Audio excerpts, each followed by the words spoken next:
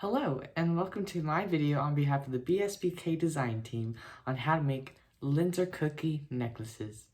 Make sure you get your free downloadable PDF on tinypandora.com, and me and Malibu wish you a Happy New Year and a late Merry Christmas. Let's go ahead and jump into the tutorial. These are the supplies you'll be needing to make these Linzer cookies. Here I am taking my Ecru Primo polymer clay and rolling it out on the thickest setting. Using my cookie cutter, I am cutting out a base for the cookie. I'm using the Makin's crinkle cutters, and if you use your 40% off coupon, you can get them on sale. Here I've rolled out the extra clay on the thickest setting again, and I'm cutting out a second part for the cookie.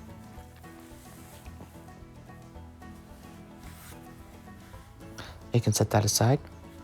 Here I'm taking my smaller cutter from Sculpey and cutting out the center of one of those cookies.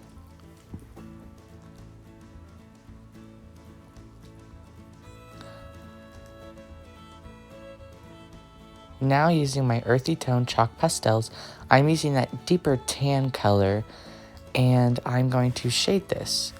I'm using the Master's Touch chalk pastels that are $3.99 at Hobby Lobby.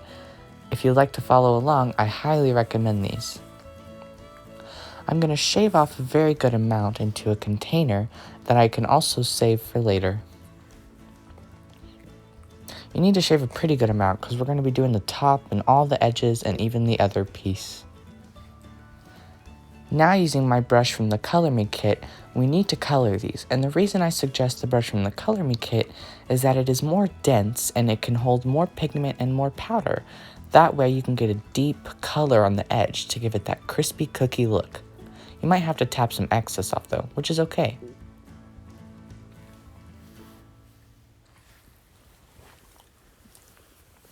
Here I am tapping the excess off, and now I will color the edges.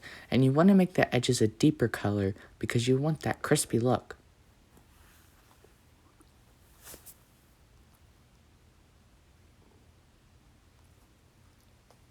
Just go around every edge and every surface, and I'll be back when that is done. Here you can see me also making sure to powder the inside edge, as this is just as important because it would also be crispy upon coming out of the oven. You also need to make sure to get your other piece, as this is the back of the cookie and it would be probably more crispy if it was sitting in the oven all day. I'm just doing the same technique where I just wipe around the edges. They are finished. Now I can take these and put them on my Tiny Pandora tile, and I get this with the totally new transfer kits, and all of these Tiny Pandora products are available at tinypandora.com. Wax paper is recommended, as I do grab it in a later clip.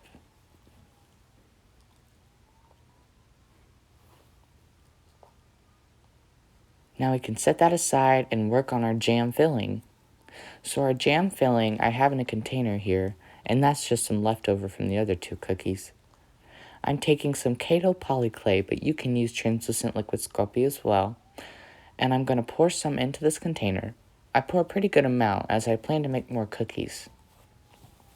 And the best part is it won't dry out.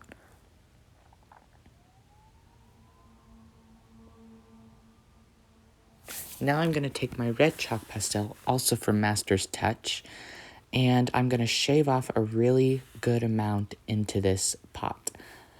One important note is that, yeah, your jam may look pink, but I promise you it is not. It will actually turn out a nice blood ruby red. So I put a very good amount in. It's just that paste looks white before it's baked and becomes translucent. So just note, the more you add, the deeper of a red jam you'll get. And you need to make sure you stir this really well because you don't want chunky bits in your mixture of jam, and you want to make sure that TLS is activated. Now, a wax paper would come in handy, and I'll be back when I have grabbed that. So here I've taken that bottom piece and I've placed it on its back. Now we're going to spread this jam like spreading jam on toast. Just take it and spread it on there till you have a nice, good, thick coat to stick those pieces together.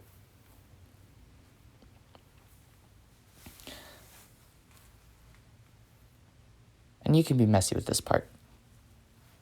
Okay, now I've got a nice even coat on there. We need to grab a bail. This bail's also from the Color Me kits from tinypandora.com. These bails I find work best because they have those little indents in the top, which allows for the TLS and for the clay to bond to it and have an even stronger bond. Taking the top of the cookie now, I'm going to place this on and tap carefully to make sure everything is touching.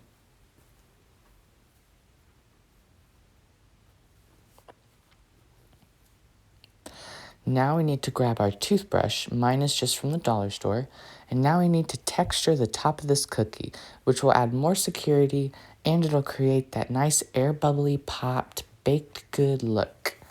You can texture as little or as much as you want, it all goes on the look you're going for. Okay, now that we are done with texturing, we need to take the rest of our jam filling and we need to fill in the center of our cookie.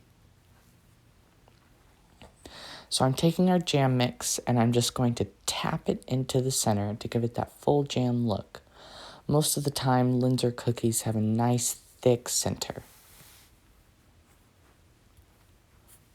One option I want to mention is you can also add baby powder onto the cookie before mixing to get a powdered sugar look. Just a fun fact. Now you can bake this according to your manufacturer's instructions to make sure it's all baked and ready to go. I'll be back when this is done. Now I'm taking Deep Shine, and we need to use Deep Shine because we need that glossy look that jam or jellies have. So I'm just taking a little bit on my popsicle stick, and I'm going to put a nice thin layer onto this baked good.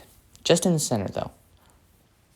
This way it has that shiny look that jellies give off.